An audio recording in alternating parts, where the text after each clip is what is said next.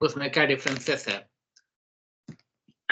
और last class में हमने वर्क डन के बारे में भी बताया था कि W equal to VQ, work done जो है पोटेंशियल इनटू चार्ज होता है। तो हमने देखा था कि कैसे जो है work done by the agent को हम लोग पोटेंशियल डिफरेंस कहते हैं, या तो negative of work done by the field को हम लोग पोटेंशियल डिफरेंस कहते हैं। वर्क डन बाय एजेंट या तो negative of work done by the field, ठीक है, इसको हम लोग कहे थे। अब हम लोग जैसे इलेक्ट्रिक फील्ड निकाले थे कि मोनोपोल के द्वारा इलेक्ट्रिक फील्ड क्या होगा, डायपोल के द्वारा इलेक्ट्रिक फील्ड क्या होगा, इनफाइनाइट लॉन्ग वायर के द्वारा इलेक्ट्रिक फील्ड क्या होगा, वैसे ही यहाँ पे पहले हम लोग मोनोपोल के द्वारा पोटेंशियल को देखेंगे। तो छोटा हेडिंग डाल देंगे कि potential due to monopole. Heading क्या डालेंगे? पोटेंशियल ड्यू टू मोनोपोल, ठीक है, पोटेंशियल ड्यू टू मोनोपोल।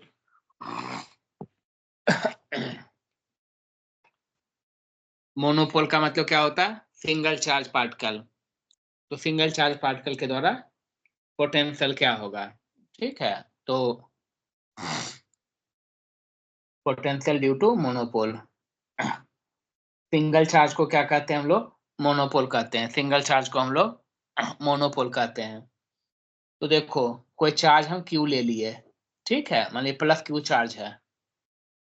जैसे हम Q चार्ज से R डिस्टेंस पे कोई पॉइंट P लेते थे और इस P पॉइंट पे हम पीछे जो डेरिवेशन करवाए हैं कि इलेक्ट्रिक फील्ड का वैल्यू क्या है, तो मोनोपोल के द्वारा इलेक्ट्रिक फील्ड का value E equal to KQ/R², ये आपका कर चुके हैं, ठीक है। अब यहाँ पे हम देखेंगे कि पॉइंट P पे पोटेंशियल का वैल्यू क्या है, ठीक है, पोटेंशियल का वैल्यू क्या है। तो देखो, पोटेंशियल आज के बाद कहीं भी निकालना होगा। तो लास्ट क्लास में हमारे पास एक एक्सप्रेशन आया था, ठीक है, लास्ट क्लास में हमारे पास एक एक्सप्रेशन आया था कि माइनस E.dl, ठीक है, point A to point B equal to phi B minus phi A। तो पोटेंशियल निकालने का मतलब कह सकते हो कि पहला और आखिरी फॉर्मूला यही है हमारे पास। कहीं पे भी किसी भी पॉइंट पे अगर हम लोग पोटेंशियल निकालेंगे, कहीं पे भी किसी भी पॉइंट पे अगर हम पोटेंशियल निकालेंगे तो हम लोग यही फॉर्मूला का यूज करेंगे।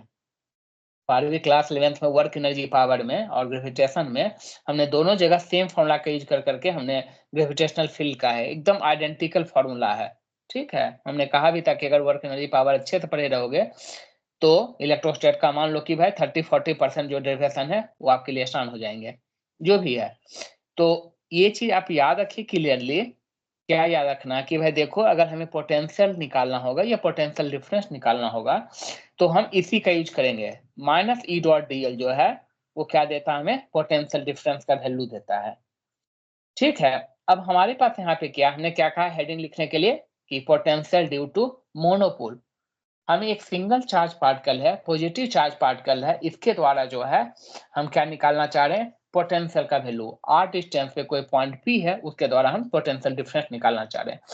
तो मैंने एकदम क्लियर बताया, ये हम इस क्वेश्चन के लिए नहीं बताए, हमने ये सिंपल बताया कि देखो भाई, अगर हम कहीं पे भी पॉइंट A से पॉइंट B जाते हैं, कहीं पे भी अगर हम पॉइंट A से पॉइंट B जाते हैं, चाहे वो ग्रेविटेशनल फील्ड हो, चाहे वो इलेक्ट्रोस्टैटिक फील्ड हो, किसी भी कंजर्वेटिव फील्ड में अगर हमें पोटेंशियल किसी पार्टिकुलर पॉइंट पे निकालना होगा तो हम इसी एक्सप्रेशन का यूज करेंगे, ठीक है। अब सवाल यहाँ पे है बबुआ कि जैसे हम ये नहीं कह सकते हैं किसी पार्टिकुलर लड़की का नाम लेकर करके कि भाई वो दुनिया की सबसे खूबसूरत लड़की है। ऐसा क्यों नहीं कर सकते हैं कि क्योंकि जो खूबसूरती है वो एक कंपेयर का चीज है, ठीक है, ये एक एब्सोल्यूट नहीं है चीजें। हम ये नहीं कह सकते हैं कि ये पर्सन जो है दुनिया का सबसे जीनियस पर्सन है, क्योंकि जीनियसिटी जो है ये भी एक रिलेटिव चीज है, एक कंपेयर का चीज है। सेम कहानी जो है बउआ, पोटेंशियल एंड पोटेंशियल डिफरेंस, ये भी एक रिलेटिव चीज है, ये एक एब्सोल्यूट चीज नहीं है, ठीक है। तो रिलेटिव चीज है। अब क्या है आपका कि हमने जो है मोनोपोल के द्वारा हमें पोटेंशियल निकालना है बउआ। हमने पीछे बताया है क्लास 11th में कि लॉन्ग रेंज फील्ड, हमने क्या बताया है 11th क्लास में? हमने 11th क्लास में बताया है कि जब हम लोग लॉन्ग रेंज फील्ड की बात करते हैं, लॉन्ग रेंज फील्ड की बात करते हैं, ठीक है, लाइक इलेक्ट्रोस्टैटिक फील्ड और ग्रेविटेशनल फील्ड। जब हम इस फील्ड में बात करते हैं तो हम लोग ये कहते हैं कि पोटेंशियल जो है वो इनफाइनाइट पॉइंट पे जीरो है। पोटेंशियल इनफाइनाइट पॉइंट पे जीरो है। अब आप कहोगे इनफाइनाइट का क्या मतलब हुआ? तो जैसे हमने कहा बउआ, हमने क्लास 11th में बताया था इस टाइप का कि देखो भाई, हमने कहा था कि मान लो कि अर्थ सरफेस है, ये अर्थ का सरफेस है, ठीक है, इसके ऊपर एक बड़ा सा मकान बना हुआ है जो h हाइट का है। तो आपने कहा कि भाई यहाँ पे जो पोटेंशियल एनर्जी होता है वो mgh होता है, ठीक है, और यहाँ पे अर्थ सरफेस पे क्या है, जीरो वैल्यू है। हमने कहा कि ठीक है भाई, अब यहीं पे बगल में ही कहीं पे एक आप कुआं बना लो जो h हाइट का डेप्थ है। क्या है? h हाइट का डेप्थ है। तो आप क्या कहोगे कि यहाँ पे पोटेंशियल जो है वो माइनस mgh है। लेकिन बाबू, अगर आप इसे जीरो मानोगे, अगर आप इसे जीरो मानोगे, यहाँ माइनस mgh क्यों किया है? क्योंकि अर्थ पे जीरो है, इसलिए यहाँ पे माइनस mgh कहा, और अर्थ के रिस्पेक्ट में यहाँ पे प्लस mgh कहा। लेकिन इमेजिन करो कि अगर आप यहाँ पे जीरो लेते हो, तो इसके रिस्पेक्ट में अर्थ सरफेस जो है mgh हो जाएगा, और इसके रिस्पेक्ट में क्या है, जीरो के रिस्पेक्ट में ये वाला जो हो जाएगा वो 2mgh हो जाएगा। तो पोटेंशियल या पोटेंशियल डिफरेंस जो है बउआ, वो क्या है, एक रिलेटिव वैल्यू है, एक एब्सोल्यूट नहीं है। अब क्या है, हमने साथ में ये भी बताया था कि देखो, अगर हम चाहें कि अगर कोई चाहे कि परी के रूप में उड़ कर करके हम अर्थ के ग्रेविटेशनल फील्ड से एस्केप हो जाएं, तो क्या संभव है? नहीं संभव है। इसका मतलब क्या है, अगर किसी भी ऑब्जेक्ट को अगर आप चाहते हो कि अर्थ के ग्रेविटेशनल फील्ड से एस्केप हो जाए, तो आपको क्या है, रॉकेट लॉन्चर का यूज करना पड़ता है और उसके एक एस्केप वेलोसिटी देना पड़ता है, उससे आप क्या है, जाकर के ग्रेविटेशनल पुल से फ्री होके फ्री स्पेस में चला जाता है। इसका मतलब क्या है बउआ? इसका मतलब क्या है कि हम लोग जो हैं अर्थ सरफेस से क्या है, बाउंडेड है। अर्थ सरफेस हमें बाउंड करके रखे हुए हैं, हमें अर्थ सरफेस खींच करके अपने तरफ रखे हुए हैं। जब हम अर्थ सरफेस को से फ्री होना चाहेंगे, तो फ्री होने के लिए हमें एक एक्सटर्नल अमाउंट ऑफ एनर्जी चाहिए। यही वजह है, देखो एक फंडामेंटल लाइन और फिजिक्स का एक बड़ा स्टेटमेंट हम बता रहे हैं कि जहां पे भी एट्रैक्टिव नेचर होता है, एट्रैक्टिव, ठीक है, जैसे अगर आपको याद होगा कि भाई अर्थ सरफेस पे पोटेंशियल का वैल्यू क्या है, तो आपने पढ़ा होगा ये पोटेंशियल एनर्जी का, अगर नहीं होगा तो आप याद कर लीजिएगा, आपने पढ़ा होगा कि minus GMM upon R square, इस टाइप से आपने पढ़ा होगा यार, जो भी आर स्क्वायर आर होगा एग्जैक्ट हमको याद नहीं है, ठीक है, माइनस जीएमएम अपॉन आर ही करके ही होगा, रेडियस ऑफ अर्थ। भाई ये निगेटिव साइन क्यों आया? ठीक है, minus G, G universal gravitational constant है, capital M mass of earth है, आर रेडियस ऑफ अर्थ है, ये एम जो है पोटेंशियल एनर्जी हो जाएगा। सिर्फ पोटेंशियल की बात करेंगे तो ये मास हटा देंगे, क्योंकि पोटेंशियल एनर्जी जो होता है वो पोटेंशियल इनटू मास होता है, और अभी इलेक्ट्रोस्टैट में देखोगे कि पोटेंशियल एनर्जी जो होता है वो पोटेंशियल इनटू चार्ज होता है। Potential into charge, potential energy, potential into mass, potential energy. ये ग्रेविटेशन में बात करते हैं, ये इलेक्ट्रोस्टैट में बात करते हैं, ये इलेक्ट्रोस्टैट में बात करते हैं। तो देखो हमने 5 मिनट से घुमा फिरा दिया, फाइनल हम कहाँ पहुंचे? फाइनल जो हमें काम की बात है, ग्रेविटेशनल फील्ड एक अट्रैक्टिव फील्ड है, ये चीजों को अट्रैक्ट करता है अपने तरफ, किसी भी मास को अपने तरफ अट्रैक्ट करता है। तो यहाँ पे निगेटिव है बाबू, यहाँ पे निगेटिव है, तो जीरो कहाँ पे है पोटेंशियल? तो कहा गया है, एक हम फिजिक्स का एक अच्छा स्टेटमेंट बोल रहे हैं और इस पर आप सोचिएगा, और यही सत्य है कि जब लॉन्ग रेंज फील्ड होता है, लॉन्ग रेंज का मतलब ग्रेविटेशनल फील्ड जो है वो काफी दूर दूर तक जाकर के इन्फ्लुएंस करता है, तो लॉन्ग रेंज फील्ड में इनफाइनाइट डिस्टेंस को जो है वहां के पोटेंशियल को जीरो एज्यूम किया गया है। In the long range field the reference point is infinite. ठीक है, तो अगर आपको ग्रेविटेशनल फील्ड की बात की जाए चाहे इलेक्ट्रोस्टैटिक फील्ड की बात की जाए, अगर कोई रेफरेंस पॉइंट नहीं दिया हुआ आपके पास, जो कि आपके क्लास के बेसिस पे नहीं दिया रहेगा, जब भी आप अच्छी जगह पे एग्जाम दोगे और अच्छे-अच्छे एग्जाम में बैठोगे या इस टाइप का, तो मोस्टली जगह पे आपको रेफरेंस नहीं दिया रहेगा। तो जब कहीं पे भी कोई रेफरेंस की चर्चा नहीं है, इसका मतलब हुआ ये फिजिक्स का रूल है और उसके पीछे बहुत सारा लॉजिक भी है कि पोटेंशियल जो है वो इनफाइनाइट पे जीरो होता है। क्योंकि जब आप अर्थ सरफेस से निकलना चाहोगे, अर्थ आपको खींच लेगी, निकलना चाहोगे खींच लेगी, निकलना चाहोगे खींच लेगी। कहाँ जाके फ्री होगे? इनफाइनाइट पे फ्री हो जाओगे। यहाँ अर्थ आपको नहीं खींचेगी। इसका मतलब यहाँ पे पोटेंशियल जीरो हो गया, यहाँ पे पोटेंशियल नेगेटिव हो गया। यही वजह है कि जो डेरिवेशन आता था वो minus GMM upon R E कर करके जो है डेरिवेशन आया पोटेंशियल एनर्जी का। और ये फॉर्मूला जो है ये छोटा सा नहीं है, ये पोटेंशियल के लिए मोस्टली क्वेश्चन जो है ग्रेविटेशन का इसी पे बन रहे थे आपके। ठीक है, जहां तक बात है क्या कि अगर हम लोग इलेक्ट्रोस्टैटिक की बात कर रहे हैं, यहाँ पे हम लोग क्या करें, इलेक्ट्रोस्टैट की बात कर रहे हैं। हमने पीछे क्लास में पोटेंशियल जो है वो या स्टार्ट किया था बुआ। तो पोटेंशियल पोटेंशियल एनर्जी आप देखेंगे यहाँ पे अलग-अलग चार्ज कॉन्फ़िगरेशन के द्वारा कि क्या-क्या हो सकते हैं या क्या-क्या होते हैं। तो देखो क्या है कि ये क्यू चार्ज जो है हमने द फर्स्ट क्लास में या सेकंड क्लास में बोला था कि पूरे इलेक्ट्रोस्टैट में किसी भी पॉइंट पे कुछ भी निकालना है, तो जिस पॉइंट पे आपको वो चीज निकालना होगा वहां पे आप एज्यूम करोगे यूनिट पॉजिटिव चार्ज रखा हुआ है।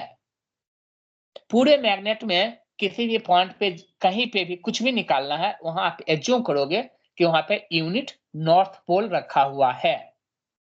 तो अब ये है, अब हम लोग डेरिवेशन पे चलेंगे। हम 2-3 गो डेरिवेशन जल्दी-जल्दी करेंगे। काम की बात मैंने 2-3 लाइन में सम अप किया। क्या सम अप किया कि देखो भाई, जहां भी लॉन्ग रेंज फील्ड होता है, वहां पे पोटेंशियल इनफाइनाइट पे जीरो होता है। इसलिए जो भी डेरिवेशन होगा, हम लोग पोटेंशियल को इनफाइनाइट पे जीरो एज्यूम करके करेंगे। चाहे वो इलेक्ट्रोस्टैटिक फील्ड हो, चाहे वो ग्रेविटेशनल फील्ड हो। सिंपल है, क्योंकि दोनों फील्ड जो है लॉन्ग रेंज फील्ड होता है। पहले नंबर बात। दूसरी नंबर बात मैंने कहा कि भाई पूरे इलेक्ट्रोस्टैट में किसी पार्टिकुलर डिस्टेंस पे कुछ भी निकालना है, वहां पे अगर कोई चार्ज की चर्चा नहीं कर रहा है, तो वहां से अपने मन से एज्यूम करेंगे वहां पे एक यूनिट पॉजिटिव चार्ज रखा हुआ है। ठीक है, अब हम डेरिवेशन की बात करते हैं। हमने कहा कि देखो भाई, पोटेंशियल का कहीं पे भी डेरिवेशन आपको करना है, आपको क्या है, एक ही आपके पास फॉर्मूला है। क्या है? Negative of work done by the field minus negative of work done by the field minus E dot DL. कहां से कहां? तो ये क्या है, वो आर डिस्टेंस पे है, हमने लिखा आर। ठीक है, रिफरेंस, क्योंकि मैंने कहा बउआ कि जैसे खूबसूरती का कोई एब्सोल्यूट वैल्यू नहीं है, जीनियसिटी का कोई एब्सोल्यूट वैल्यू नहीं है, वैसे ही पोटेंशियल एब्सोल्यूट वैल्यू नहीं है। पोटेंशियल हमेशा रेफरेंस फ्रेम पे डिपेंड करता है। रेफरेंस फ्रेम कहाँ है? तो बाबू कोई रेफरेंस फ्रेम नहीं है, इसका मतलब मेरा इनफाइनाइट पे जो है वो क्या है, पोटेंशियल का वैल्यू जीरो है। इसका मतलब हमें पोटेंशियल अगर इस पॉइंट पे निकालना है, तो हम इस पॉइंट से लेकर करके कहाँ जाएंगे, इनफाइनाइट पे जाएंगे। तो हम डिस्टेंस आर से हमने इनफाइनाइट पे गया। हमें इनफाइनाइट पे क्यों गए? क्योंकि बउआ इनफाइनाइट पे पोटेंशियल जीरो है, इसलिए।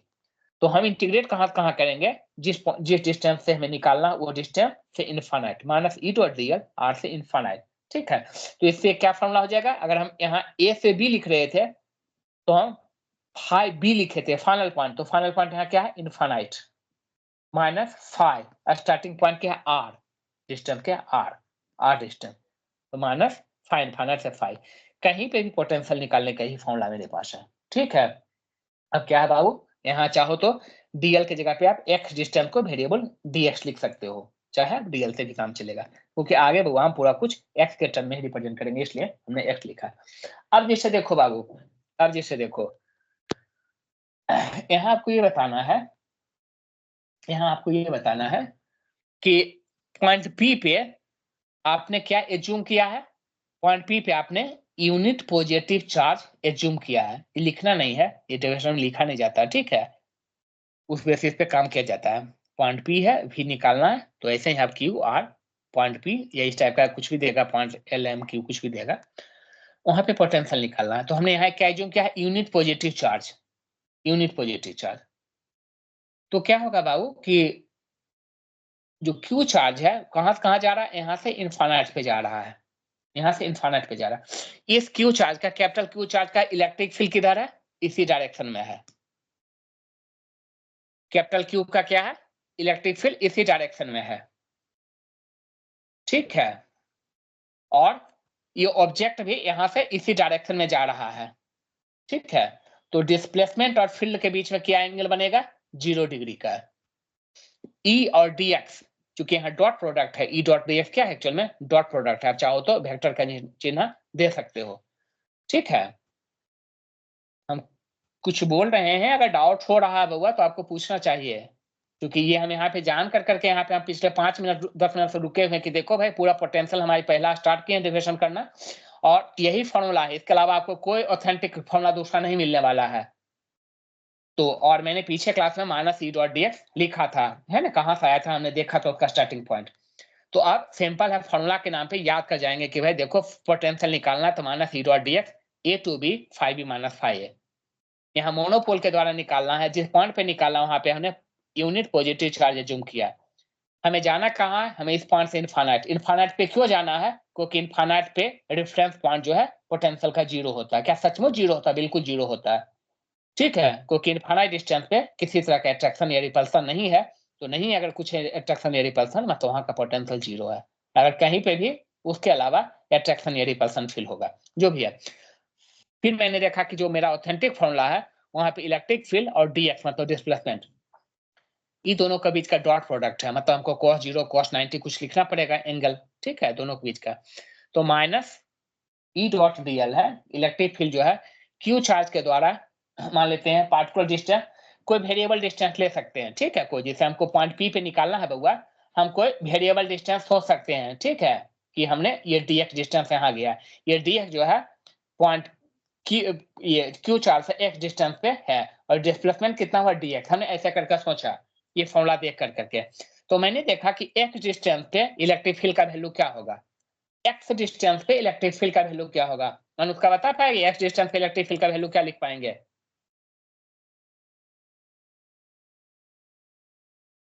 बोलिए सर जी।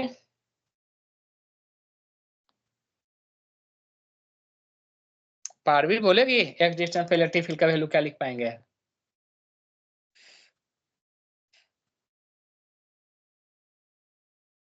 ये सब तो बोलना चाहिए भाई, इस सब में क्या तकलीफ होता है, हमको ताज्जुब लगती है। क्या पारवी आवाज आ रही है हमारी आपके पास।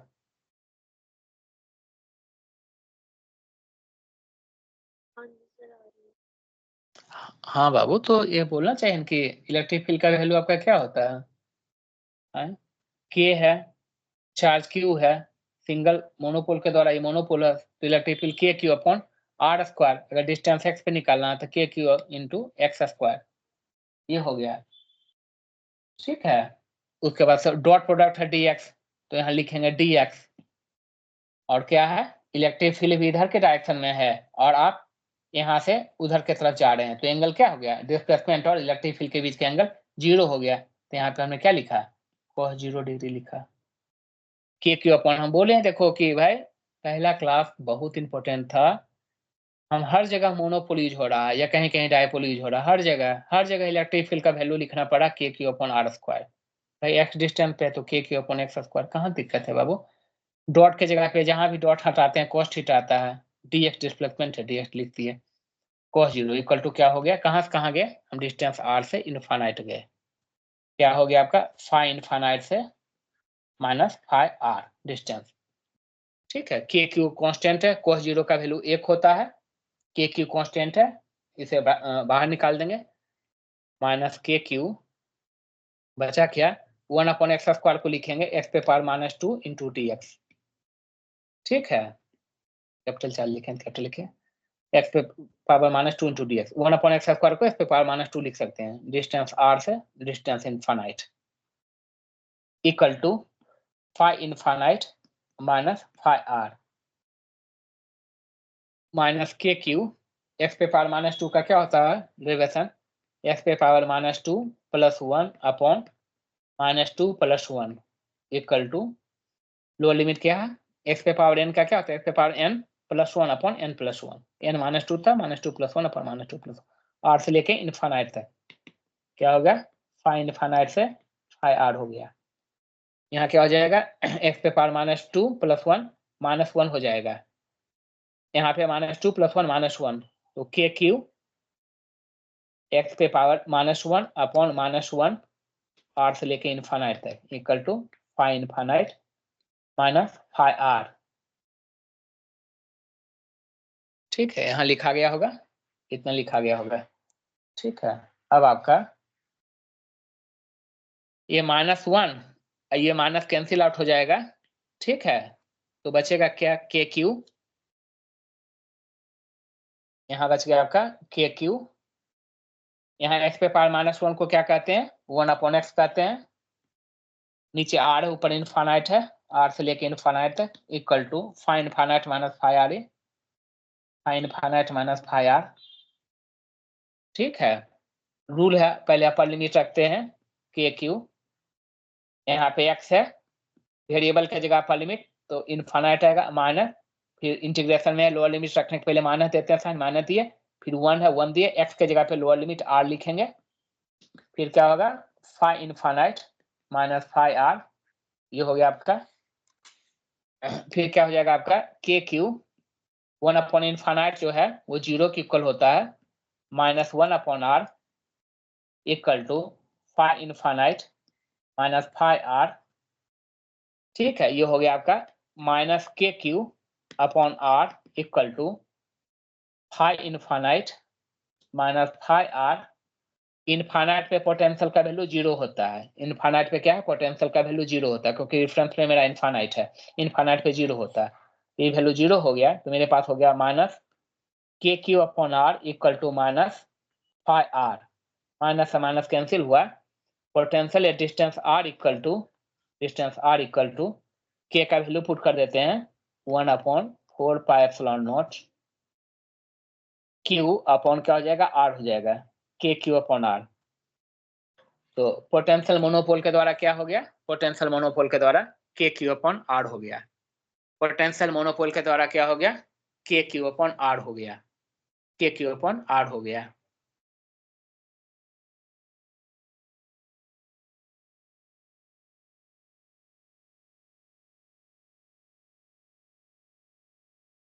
ठीक है, पूछ सकती है बाबू, अगर डाउट है पूछ सकती है पारवीन।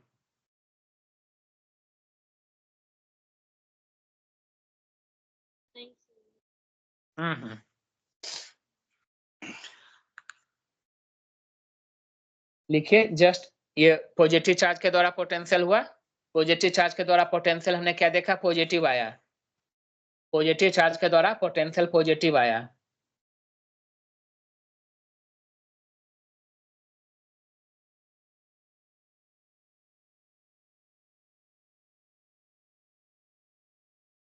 पॉजिटिव चार्ज के द्वारा पोटेंशियल पॉजिटिव आया।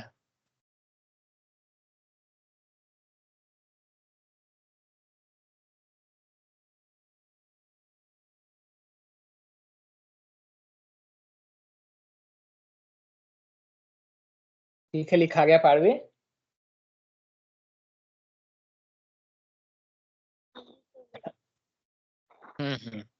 अब देखो क्या है, पोटेंशियल हम निगेटिव चार्ज के द्वारा निकालते हैं, पोटेंशियल हम निगेटिव चार्ज के द्वारा निकालते हैं।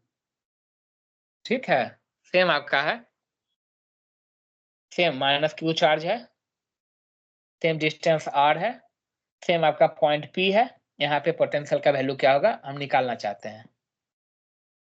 हमने सेम कहानी ले लिया बउआ कि हम एक वेरिएबल डिस्टेंस ले लिए जहां डिस्प्लेसमेंट dx हुआ, जो कि निगेटिव चार्ज से x डिस्टेंस पे था, और सेम बउआ हम जाएंगे कहाँ, हम इनफाइनाइट जाएंगे, हम कहाँ जाएंगे, इनफाइनाइट पे। सेम आपका फॉर्मूला लिखेंगे -e.dx। ठीक है, कहाँ से कहाँ, तो r से लेकर के इनफाइनाइट तक जाएंगे, इक्वल टू आपका क्या हो जाएगा, phi infinite minus phi r। ठीक है, फाइनल हम इनफाइनाइट जाएंगे, इनिशियल हमारा r है, सेम देखो लिखे सब कुछ। इलेक्ट्रिक फील्ड का वैल्यू लिखेंगे बाबा, क्यू चार्ज के द्वारा इलेक्ट्रिक फील्ड सेम आएगा, minus integration k³ upon R square, electric field का वैल्यू हो गया।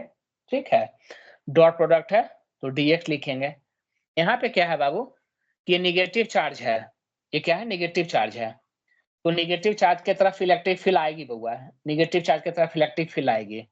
और डिस्प्लेसमेंट वेक्टर किधर, इधर हम लोग इनफाइनाइट पे जाएंगे, तो यहाँ एंगल जो होगा इलेक्ट्रिक फील्ड के बीच में और डिस्प्लेसमेंट के बीच में, यहाँ पे एंगल कितना बनेगा 180 डिग्री, जिसको पाई कहते हैं।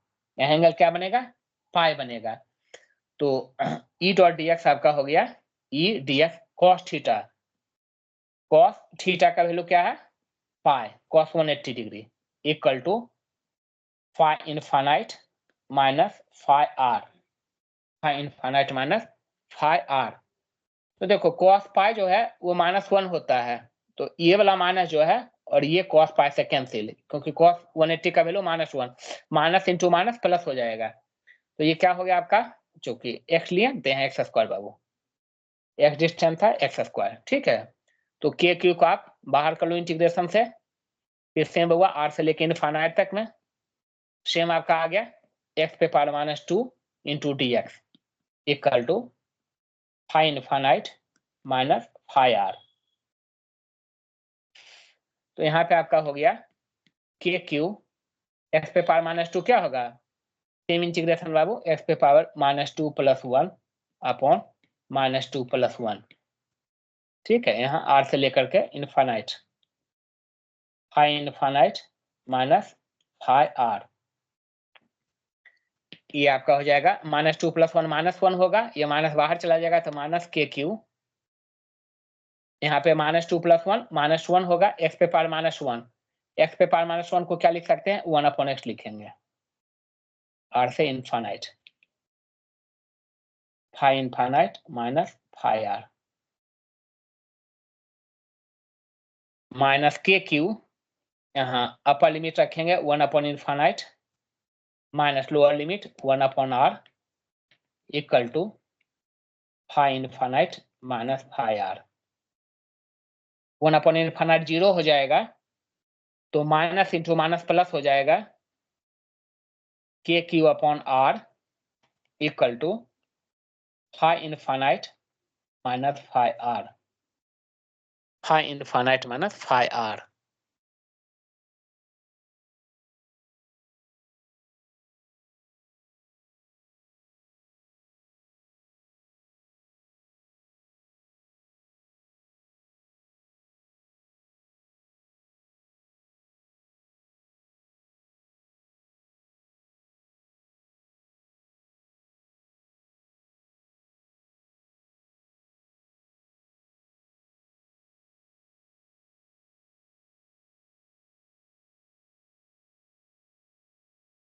ठीक है, लिखा गया।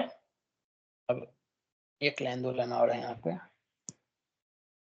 तो हमारे पास के क्यू आ गया, इसको आप रिपीट मत कीजिएगा, के क्यू अपॉन आर हमारे पास आ गया phi infinite minus phi R. पार भी आवाज कट रही है क्या आवाज नहीं जा रही है? आ रही है सर। आ रही है ना, चाहिए इसका मतलब लोग का प्रॉब्लम है। ठीक है देखो, तो K Q upon R phi infinite minus phi R है, तो फाई इनफाइनाइट का वैल्यू क्या है 0 हो गया, तो K Q upon R equal to minus phi R, ये फाई इधर चला जाएगा। ठीक है, इधर फाई चला जाएगा, सॉरी माइनस इधर चला जाएगा, तो फाई आर इक्वल टू आपका हो गया minus K Q upon are. इसका मतलब क्या है कि जो पोटेंशियल आया बउआ, जो पोटेंशियल का वैल्यू आया वो आपका क्या हो गया, माइनस के जगह पे लिख देंगे 1/4πε0 क्यू अपॉन आर। तो क्या देखिए आप, निगेटिव चार्ज के द्वारा देखो पोटेंशियल निगेटिव हुआ है, ठीक है, और पॉजिटिव चार्ज के द्वारा पोटेंशियल क्या हुआ, पॉजिटिव हुआ। ठीक है, निगेटिव चार्ज के द्वारा पोटेंशियल निगेटिव, पॉजिटिव चार्ज के द्वारा पोटेंशियल पॉजिटिव। और क्या देखिए बउआ पोटेंशियल जो है वो inversely proportional to 1 upon distance है 1/r। पोटेंशियल हुआ है, पोटेंशियल प्रोपोर्शनल 1/r, जबकि फील्ड क्या था, इलेक्ट्रिक फील्ड 1/r² का प्रोपोर्शनल था। इलेक्ट्रिक फील्ड क्या था, 1/r² का प्रोपोर्शनल, जबकि पोटेंशियल क्या है, 1/r का प्रोपोर्शनल है। पोटेंशियल क्या है, 1/r का प्रोपोर्शनल है, जबकि फील्ड 1/r² का प्रोपोर्शनल है।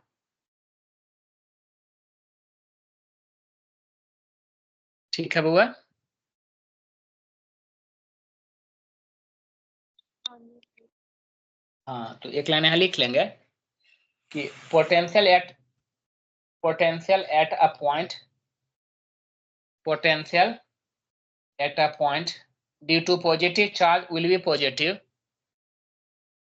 Potential at a point due to positive charge will be positive. Due to positive charge will be positive, and potential due to negative charge, and potential due to negative charge at a point will be negative. Potential due to negative charge at a point will be negative.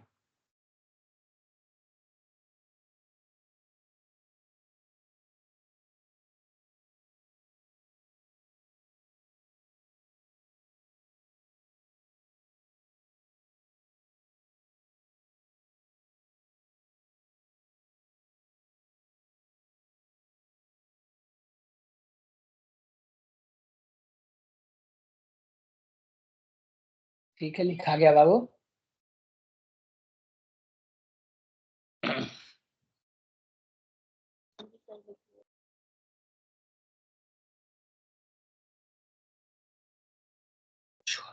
छोटा heading डालेंगे, equipotential surface. छोटा heading डालेंगे, equipotential surface. Equipotential surface.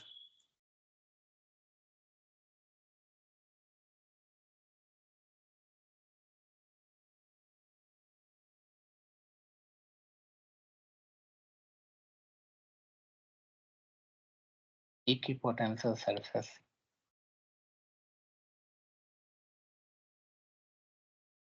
लिखेंगे एक line इसके बारे में बाबू, equipotential surface के बारे में लिखेंगे कि an equipotential surface,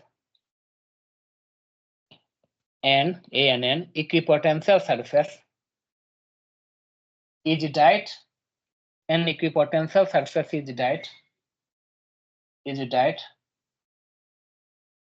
at every point of which an equipotential surface is diet at every point of which electric field is same. At every point of which electric field is same. At every point of which electric field is same.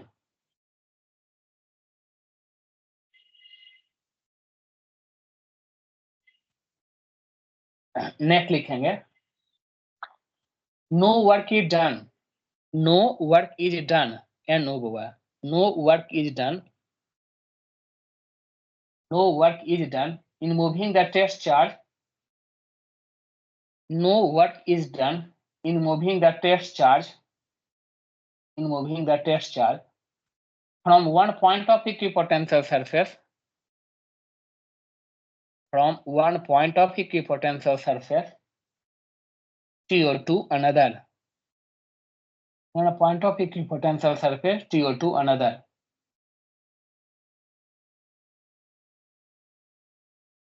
Next लिखेंगे, electric field intensity, electric field intensity E vector, electric field intensity E vector is always normal to equipotential surface, is always normal to equipotential surface.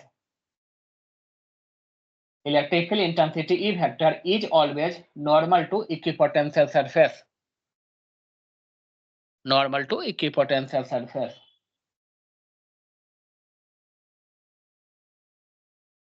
Next लिखेंगे, equipotential surface,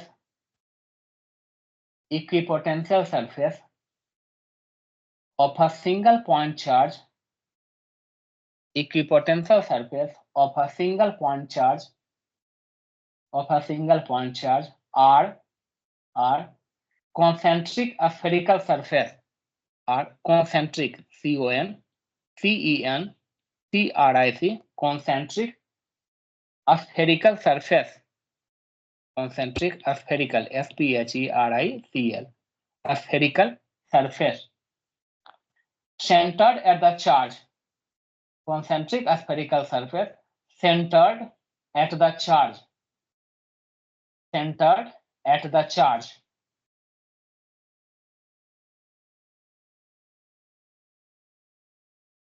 centered at the charge। तो देखो बाबू, नाम है इसका equipotential, ठीक है। इसका नाम क्या है बाबू? इसका नाम है इक्विपोटेंशियल सरफेस। इक्वी मतलब हुआ इक्वल हो गया, पोटेंशियल मतलब पोटेंशियल होगा। तो एक ऐसा सरफेस जिसपे पोटेंशियल जीरो हो, सॉरी जीरो नहीं मतलब इक्वल हो, एक ऐसा सरफेस जिसपे क्या है पोटेंशियल सेम हो, ऐसे सरफेस को हम लोग क्या कहते हैं? इक्विपोटेंशियल सरफेस कहते हैं। तो मैंने डेफिनेशन यही लिखा है बुआ कि equipotential surface is that point, surface is that surface at every point of which electric field is same, यानी कि जहां पे इलेक्ट्रिक फील्ड का वैल्यू सेम हो। सेकंड पॉइंट क्या कहा गया कि no work is done in moving the test charge from one point of equipotential surface to another. क्या कहा गया कि नो वर्क इज डन, ठीक है। ये एग्जाम में बउआ 1000 बार पूछा है, ठीक है। इक्विपोटेंशियल सरफेस पे वर्क डन का वैल्यू जीरो होता है। इमेजिन करो बउआ कि कोई इक्विपोटेंशियल सरफेस है, सपोज कहो कि हर एक पॉइंट पे क्या है बउआ, मान ली पोटेंशियल सेम है, ठीक है। यहाँ पे भी v पोटेंशियल, यहाँ पे भी v, यहाँ पे भी v, यहाँ हर जगह पोटेंशियल क्या है, चाहे यहाँ पे भी 5 वोल्ट है, यहाँ पे भी 5 वोल्ट है, यहाँ पे भी 5, यहाँ पे भी 5, हर एक पॉइंट पे 5 वोल्ट है। तो एक्चुअल में वर्क डन जो होता है बउआ W, वो क्या होता है आपका charge multiply change in potential होता है, डेल्टा V। डेल्टा मतलब चेंज इन पोटेंशियल। एक्चुअल में वर्क डन क्या होता है? Change in potential multiply charge, change in potential multiply charge. मान लो बउआ कि आप 2 कूलम के चार्ज को मान लो कि यहां से लेकर के यहां तक गई, तो क्या चार्ज तो बउआ 2 कूलम का है आपके पास, लेकिन बउआ यहाँ पे भी 5 वोल्ट है, यहाँ पे भी 5, हर एक जगह 5 वोल्ट है। तो चेंज इन पोटेंशियल क्या हुआ बउआ? चेंज इन पोटेंशियल 5 - 5 0 हुआ। तो 2 × 0 यानी 0 वर्क डन हुआ। वर्क डन क्या हुआ? 0 हुआ। तो कहा जाता है कि इक्विपोटेंशियल सरफेस पे वर्क डन का वैल्यू 0 होता है, ठीक है। इक्विपोटेंशियल पे वर्क डन 0 होता है ना। तो ये काफी इंपॉर्टेंट है वो आपके स्कूल के एग्जाम के लिए, बहुत ज्यादा इंपॉर्टेंट। हम आगे पढ़ाएंगे और वहां पे हम कोरिलेट करेंगे, इसलिए आज के बाद ये पॉइंट आपको याद रखना है, ठीक है। पारवी समझ में आ गया होगा ये चीजें? सर इसके अंदर हम 2 × 5 10 नहीं ले सकते? बउआ हमने क्या कहा? हमने कहा बउआ कि वर्क डन निकालते समय चेंज इन पोटेंशियल रखना है। कितना पोटेंशियल में चेंज आया? तो बाबू आपने 2 कूलम के चार्ज को यहां से लाई और फाइनली कहां ले गई? 2 कूलम के चार्ज को यहां पे ले गई। तो अगर बउआ यहाँ पे सपोज रहता 10 वोल्ट, अगर ऐसा रहता 10 वोल्ट और यहाँ पे 5 वोल्ट, तब आप करते यहाँ पे 10 वोल्ट माइनस 5 वोल्ट, ठीक है। तब 5 आता 5, यानी चेंज इन पोटेंशियल। लेकिन बउआ चूंकि सरफेस कैसा है, ये सरफेस आपका इक्विपोटेंशियल है बाबू। इक्विपोटेंशियल सरफेस में क्या है, हर एक पॉइंट पे पोटेंशियल सेम है। तो फाइनल पोटेंशियल भी बउआ 5 वोल्ट ही है और इनिशियल पोटेंशियल भी क्या है, 5 वोल्ट ही है। मतलब चेंज इन पोटेंशियल क्या हुआ? 0 हुआ बउआ। तो चेंज इन पोटेंशियल 0 है, तो वर्क डन क्या हुआ? 0 हुआ। वर्क डन क्या हुआ? 0 जूल, कोई वर्क डन नहीं हुआ, ठीक है। देखो ऐसे ही पूछना चाहिए, और ऐसे मतलब पूछोगे तो जल्दी कवर करेगी और जल्दी सीख पाएगी चीजों को। इसीलिए वर्क डन जो होता है बउआ, वो charge into change in potential होता है। इक्विपोटेंशियल में हर एक पॉइंट पे पोटेंशियल सेम होते हैं, चेंज इन पोटेंशियल का वैल्यू 0 होता है। इसीलिए इक्विपोटेंशियल सरफेस पे अगर हम एक पॉइंट किसी P1 पॉइंट से हम किसी चार्ज को P2 पॉइंट पे ले जाएंगे, क्योंकि पोटेंशियल P1 का भी V है, P2 का भी V, दोनों जगह पोटेंशियल सेम है। चेंज इन पोटेंशियल 0 होता है, इसीलिए वर्क डन का वैल्यू इक्विपोटेंशियल सरफेस में 0 होता है। ठीक है बउआ?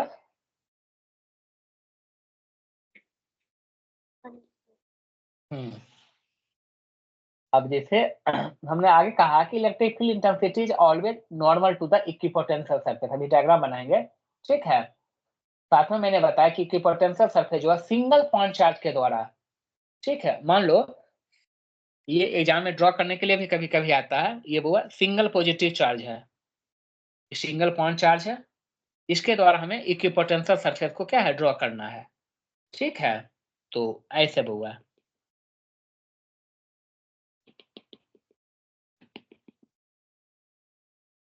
ये क्या है, जो एक कॉन्सेंट्रिक सर्कल है उस पर सब पे क्या सेम पोटेंशियल होगा, क्या होगा, सब पे सेम पोटेंशियल होगा, ठीक है। आप चाहो तो इलेक्ट्रिक फील्ड भी दिखा सकते हो, जैसे देखो इलेक्ट्रिक फील्ड क्या है, नॉर्मल है बाबू, इलेक्ट्रिक फील्ड क्या है, नॉर्मल चल रहा है, ठीक है।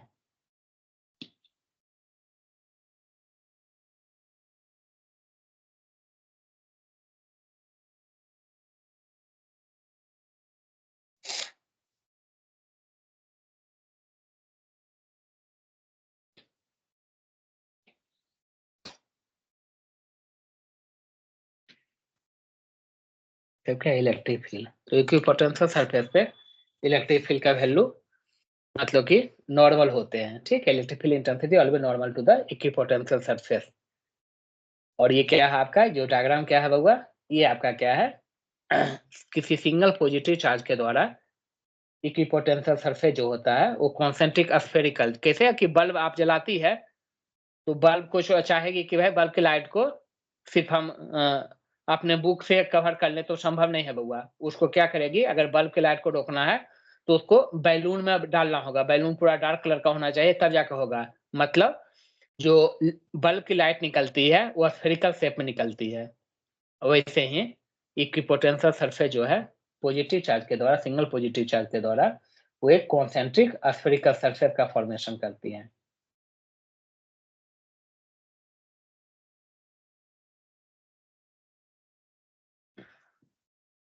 सिमिलरली बाबू आपका, सिमिलरली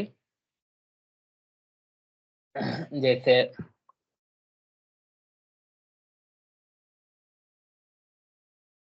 डायपोल है, ये पॉजिटिव चार्ज पार्टिकल हो गया, ये आपका क्या हो गया, निगेटिव चार्ज पार्टिकल, ठीक है।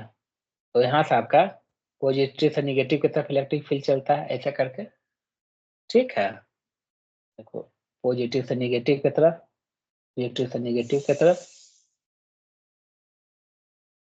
पॉजिटिव से निगेटिव की तरफ, पॉजिटिव से निगेटिव की तरफ,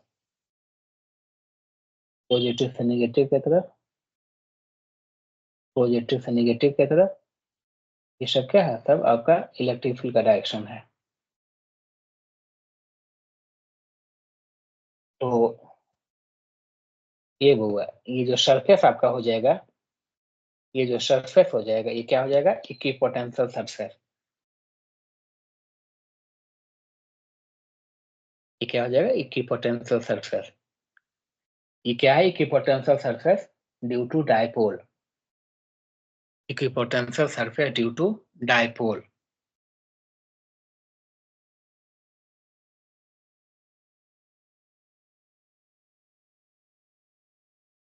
equipotential surface due to dipole.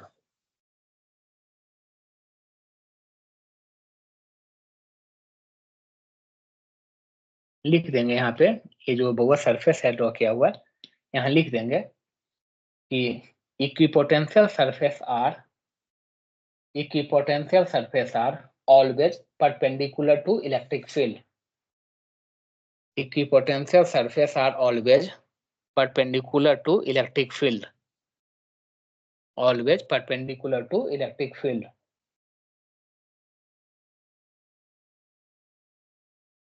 always perpendicular to electric field।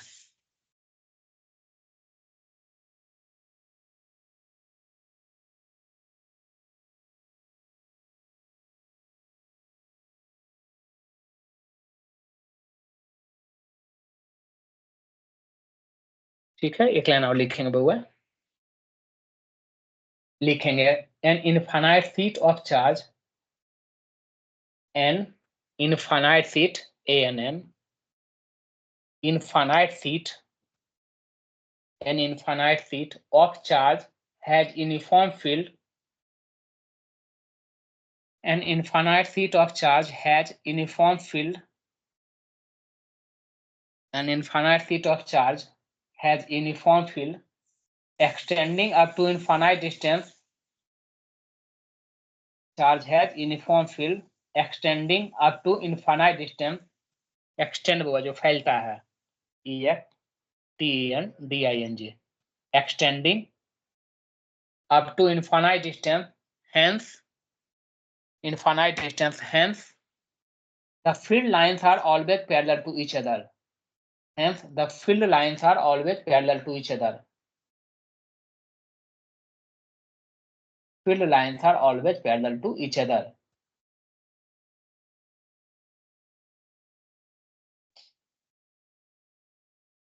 Next line लिखेंगे कि electric field is perfectly normal. Electric field is perfectly normal from the seat. Electric field is perfectly normal from the seat. Perfectly normal from the seat, and no tangential component ever exists. And no tangential component ever exists. No tangential component ever exists. जैसे बउआ कोई अगर चार seat है, जैसे मान ली अगर हम कोई हमारे पास पेज है बउआ, तो पेज को ऐसे ना रख करके अगर हम सीधे खड़ा करते हैं इस टाइप से, इनफाइनाइट है तो हम इस टाइप से खड़ा कर रहे हैं, तो वही मान लेते हैं हम एक इनफाइनाइट चार सीट दिखा रहे हैं बउआ, इस टाइप का खड़ा है. इस पे हमने मान ली चार डेंसिटी लिख दिया कुछ सिग्मा रो एस. ठीक है, तो जो इससे इलेक्ट्रिक फील्ड निकलेगा वो आपका क्या होगा, परफेक्टली नॉर्मल होगा. क्या होगा, परफेक्टली, इलेक्ट्रिक फील्ड जो है परफेक्टली नॉर्मल होगा. इलेक्ट्रिक फील्ड परफेक्टली नॉर्मल होगा बाबू. इलेक्ट्रिक फील्ड परफेक्टली नॉर्मल होगा सीट का.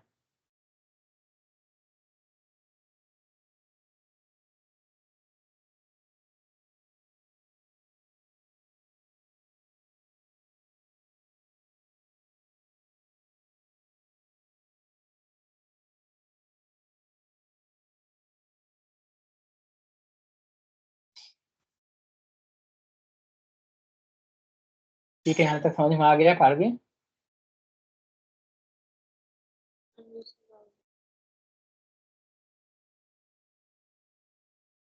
हमने इलेक्ट्रिक फील्ड मोनोपोल के द्वारा कर दिया KQ/R. तो पारवी याद कर रही है कि नहीं चीजों को, याद हो पा रहा सब?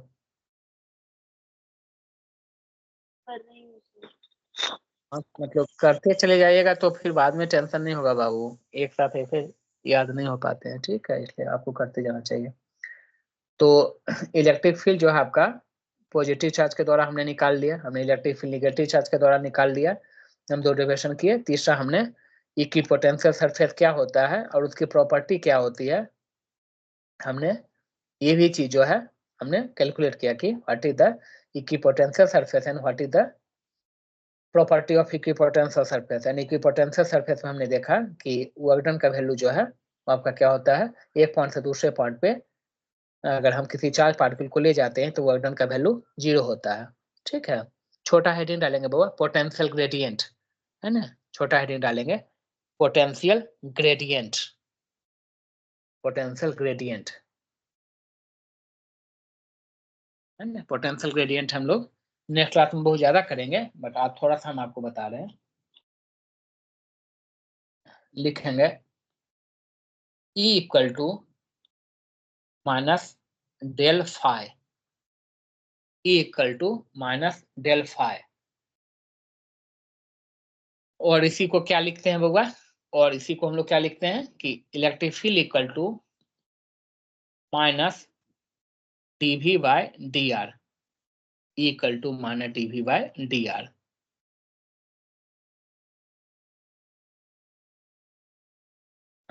लिखेंगे यहीं पे rate of change of potential with distance, rate of change of potential with distance is called potential gradient. Rate of change of potential with distance is called potential gradient. Rate of change of potential with distance is called potential gradient. Potential gradient.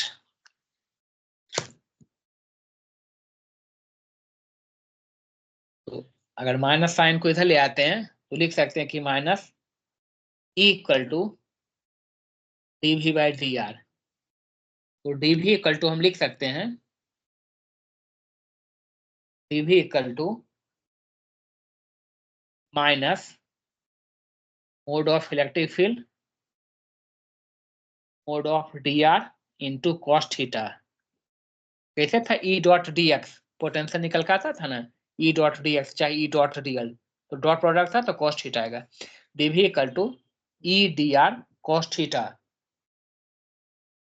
तो हम इसको लिख सकते हैं ऐसे कि dV upon dr equal to minus E cos theta minus E cos theta.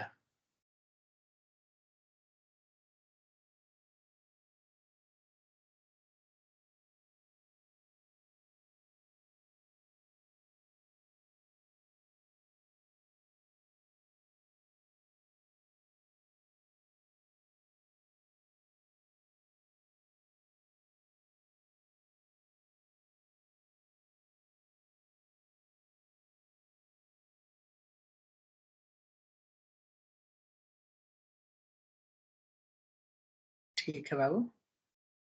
अब क्या है, यहाँ केस बनाएंगे, लिखेंगे केस फर्स्ट।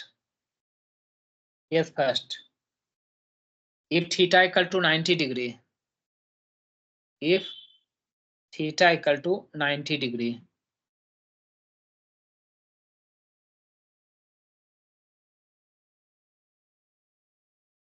अगर थीटा 90 होगा बउआ तो cos 90 का क्या वैल्यू होता है पारवी, याद है आपको? cos 90, cos 90 का वैल्यू 0 होगा तो इसका वैल्यू 0 हो जाएगा। इसका मतलब dV का वैल्यू 0 है। dV का वैल्यू 0 का मतलब क्या है, चेंज इन पोटेंशियल 0 है।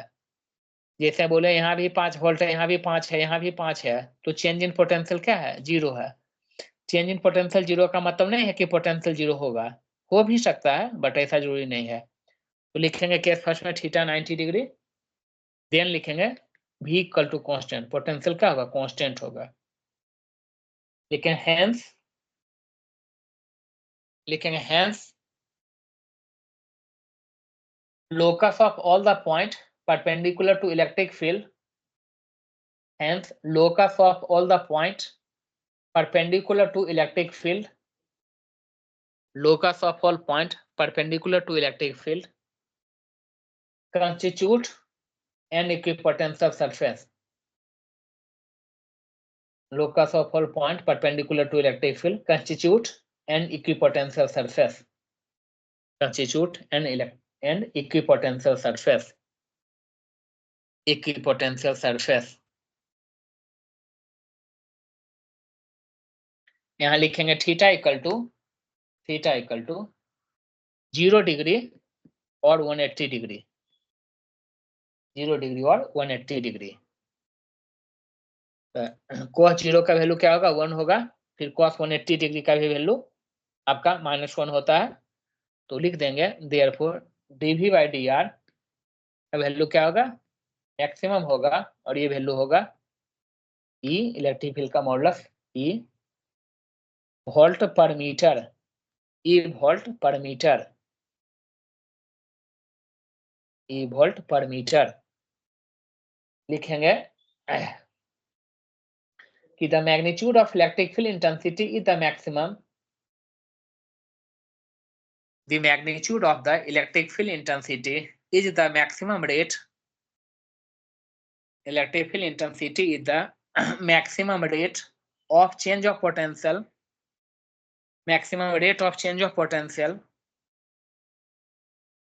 per unit length, maximum rate of change of potential per unit length.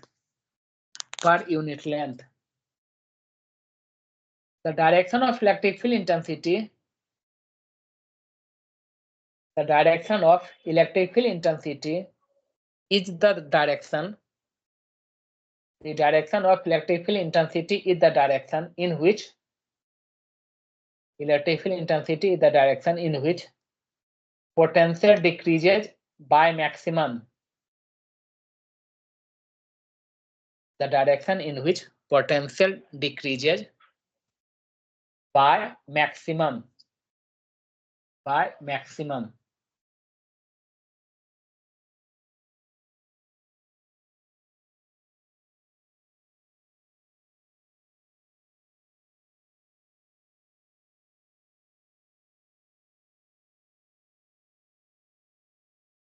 ठीक है, तो ये लिखे, इसको हम समझाएंगे डिटेल में, ऐसा नहीं कि नहीं समझाएंगे, समझाएंगे, बहुत चर्चा करेंगे। ठीक है, छोटा हेडिंग टाइप का लिख लेंगे, close line integral of E field. Close line integral of E vector, मतलब electric field vector. Close line integral of E vector.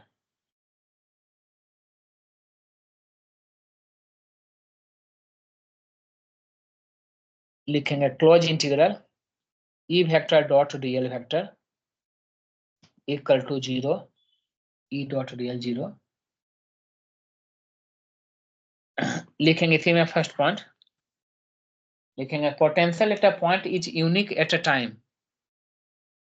Potential at a point is unique at a time. Potential at a point is unique at a time. Unique at a time. Second part लिखेंगे, electric field is a conservative field. Electric field is a conservative field. Electric field is a conservative field.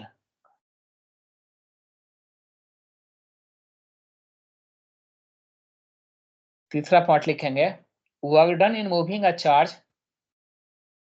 Work done in moving a charge in any closed path is always 0. Work done in moving a charge in any closed path is always 0. In any closed path is always 0. चौथा लिखेंगे, electric field lines are never cross. Electric field lines are never cross, never close, बाबू cross नहीं, never close, CLOSED, close, never close and have no rotating nature, and have no rotating nature, no rotating nature. पांचवा point लिखेंगे, del cross E vector equal to 0। Del cross E vector equal to 0, इसी को क्या कहा जाता है, irrotational nature, IRROTATIONAL, irrotational nature या ई rotational vector. ई rotational vector जो रोटेट ना होता है, ई रोटेशनल वेक्टर। लास्ट पॉइंट लिखेंगे, last point, work done between 2 point, work done between 2 points is independent of path of consideration. Work done between 2 points is independent of the path of consideration. Work done between 2 points is independent of the path of consideration. Independent of the path of consideration. Path of consideration.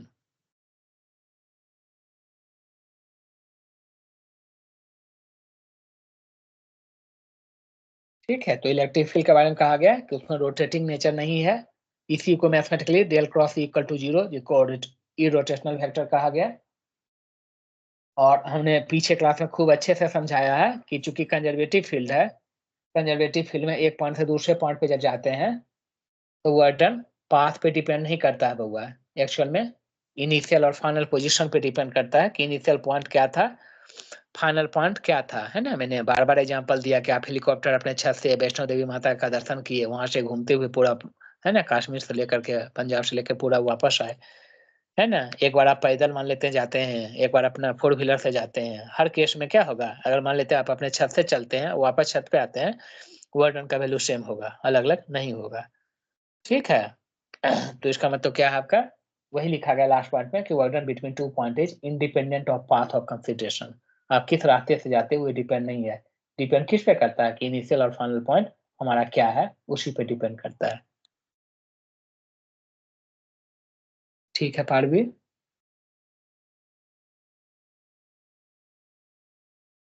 है ना। तो अ, हम लोग next class में जैसे हमने monopole का बुआ करवा दिया, मोनोपोल के द्वारा पोटेंशियल पॉजिटिव नेगेटिव चार्ज के द्वारा और इलेक्ट्रिक फील्ड क्या होता है, ई डॉट डीएल क्या है, इसके बारे में हमने बताया।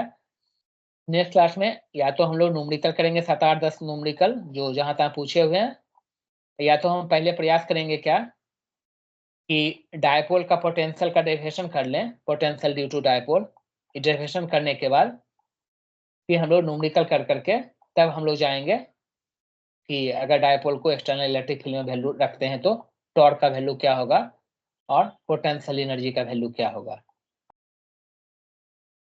समझ गए ना। तब हम लोग इलेक्ट्रिक फ्लक्स और गॉसेस लॉ में जाएंगे, तब हम लोग इलेक्ट्रिक फ्लक्स और गॉसेस लॉ में जाएंगे, ठीक है पारवी। कोई डाउट है पूछ सकती है। ठीक है बाबू, तो यहाँ तक तैयार हो जाएगा, तो नेक्स्ट क्लास में हम लोग आगे बढ़ेंगे, ओके। आज लोग का भी मतलब शायद कुछ प्रॉब्लम हो गया है नेटवर्क में, ओके ओके ठीक है बाबू, हाँ ठीक, ओके बाबू, ओके ठीक है, चलिए, है ना।